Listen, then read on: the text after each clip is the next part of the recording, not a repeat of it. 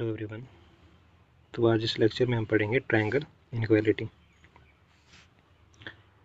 Theorem है, ये important है। तो इसकी स्टेटमेंट क्या है? If alpha and beta are vector in an inner product space we prove that norm of alpha plus beta is less than equal to norm of alpha plus norm of beta. तो ये triangle inequality की statement है।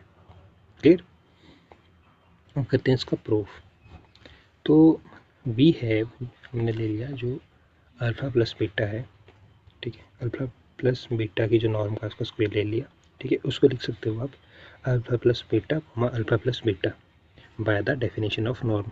आपको norm की definition पता है, ठीक है। तो उसके अकॉर्डिंग हमने ये लिख लिया है। यहाँ तक क्लियर हो गया। अब इसमें हम कौन सी प्रॉपर्टी यूज़ करेंगे? लीनियरिटी प्रॉपर्टी सेकंड स्टेप में हमारी यूज़ होगी। अब क्या करेंगे सेकंड स्टेप में? देखो अल्फ़ा एज इट इज रखा हमने, कॉमा ये टर्म पूरी alpha comma alpha plus beta, फिर ये प्लस, क्लियर, ये प्लस एज इट इज़, फिर beta comma alpha plus beta, beta comma alpha plus beta, मतलब फर्स्ट टर्म, फिर कॉमा ये हो गया, फिर प्लस बीटा, फिर ये टर्म। ये कौन सी प्रॉपर्टी यूज हुई इसमें? लीनियरिटी। ये क्लियर हो गया। फिर आ जाओ आप थर्ड स्टेप में। अब क्या करेंगे? अब इसको ओपन कर दो, ये बन जाएगा अल्फ़ा कॉमा अल्फ़ा, एक टर्म ये बन गई, प्लस का प्लस एज इट इज़, ठीक है। फिर बन जाएगा अल्फ़ा कॉमा बीटा। ये क्लियर हो गया। फिर इसी तरीके से सेकेंड स्टेप, प्लस का इधर प्लस आ गया, वाला प्लस मैंने इधर लिख दिया प्लस। अब बीटा कॉमा अल्फ़ा, पहले तो एक टर्म ये बन गई, फिर बीटा कॉमा बीटा ये बन गई, बीटा कॉमा अल्फ़ा, फिर प्लस ये प्लस हो गया, फिर बीटा कॉमा बीटा। क्लियर? इसके बाद नेक्स्ट स्टेप, अब जो अल्फ़ा और अल्फ़ा वो बन जाएगा अल्फ़ा का square, alpha comma beta as it is, और जो बीटा कॉमा अल्फ़ा है, ठीक है, बीटा कॉमा अल्फ़ा को आप लिख सकते हो अल्फ़ा कॉमा बीटा का कॉम्प्लेक्स कॉन्जुगेट, या complex conjugate of alpha comma beta. इस तरीके से आप इसको लिख सकते हो। आपने पढ़ा है इन प्रोडक्ट स्पेस में। तो ये लग गया आपको पता कि बीटा कॉमा अल्फ़ा, आप इसको अल्फ़ा कॉमा बीटा लिख सकते हो। मैंने लिखा भी आगे, ठीक है। और एक्सियोम से इन प्रोडक्ट स्पेस का, तो बीटा कॉमा बीटा बन जाएगा बस बीटा का स्क्वायर में नॉर्म ऑफ बीटा का स्क्वायर। ये क्लियर हो गया। अब जो ये था नॉर्म ऑफ अल्फ़ा का स्क्वायर। अब जो अल्फ़ा कोमा बीटा है और complex conjugate of alpha comma beta है, ये हमारा इसमें फॉर्मूला लगता है जेड प्लस जेड बार। ये होता है two real part of Z. तो बस वही इसमें हमने यूज़ किया है। तो ये इसको जेड मान लो, इसको जेड बार मान लो, तो ये बन जाएगा two real part of, two into real part of Z, यानी कि two real part of alpha comma beta. Clear?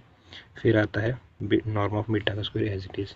अब नॉर्म ऑफ अल्फ़ा का स्क्वायर तो एज इट इज़ रहा, this is less than equal to norm of alpha का square plus, अब ये है, अब जो रियल पार्ट ऑफ जेड होता है वो होता है less than equal to mod of Z की, ठीक है। तो टू का टू लिखा हमने, और जो real part of alpha comma beta है ये आ जाएगा mod of alpha comma beta, ठीक है। ये इसमें यूज हुआ है। फिर ये टर्म एज इट इज़, यहाँ तक क्लियर। फिर next less than equal to alpha norm of alpha का स्क्वायर एज इट इज आएगा, और जो बीटा का नॉर्म ऑफ बीटा का स्क्वायर वो भी एज इट इज आ जाएगा। अब आपने श्वार्ट्ज़ इनइक्वालिटी पढ़ी होगी इससे पिछला लेक्चर। तो उसमें क्या है कि जो हमारा alpha comma norm mod of alpha comma beta होता है वो किसके लेस देन इक्वल होता है? This is less than equal to norm of alpha into norm of beta, ठीक है। तो अब हमारे पास इधर क्या था? टू तो हमने एज इट इज रखा ये, और जो ये इस मॉड के अंदर है mod of alpha comma beta को हम इस तरीके से लिख सकते हो, ठीक है। श्वार्ट्ज़ इनइक्वालिटी की जो स्टेटमेंट है पता है आपको, वो इसमें यूज हो रही है। तो इस तरीके से हम जो ये है mod of alpha comma beta को लिख सकते हैं हम norm of alpha norm of beta. तो आपने रीजन दे देना है बाय श्वार्ट्ज़ इनइक्वालिटी। यहाँ तक क्लियर हो गया। अब इसके बाद अगर आप देखो ए प्लस बी का होल स्क्वायर, ए प्लस बी का जो होल स्क्वायर होता है वो आपको पता है A square plus B square, A square plus B square plus two A B होता है। क्लियर? तो अगर आप देखो ये बन गया ए स्क्वायर, ठीक है, ये बन गया बी स्क्वायर, ये बन गया टू ए बी। इस फॉर्म में बन रहा है कि नहीं बन रहा है? ठीक है। तो आप इसको सिंपली लिख सकते हो, मैंने इधर ब्रैकेट नहीं लगाया है। ये बन जाएगा norm of alpha plus norm of beta का whole square. Is that clear? तो यहाँ पर ये होगा, ठीक है, मैंने लगाया है स्क्वायर, इस तरीके से होगा ब्रैकेट के अंदर, ब्रैकेट के बाहर स्क्वायर क्लियर। तो इस तरीके से हमारे पास ये आ जाएगा। लेफ्ट हैंड साइड हमारे पास ये थी अल्फा प्लस बीटा की नॉर्म का square is equal less than equal to norm of alpha plus beta, ये जो नॉर्म है इसका होल स्क्वायर। फिर taking square root on both side, तो स्क्वायर रूट करेंगे अगर बोथ साइड तो हमारे पास आ जाएगा अल्फ़ा प्लस बीटा, ठीक है, कैंसिल हो जाएगा।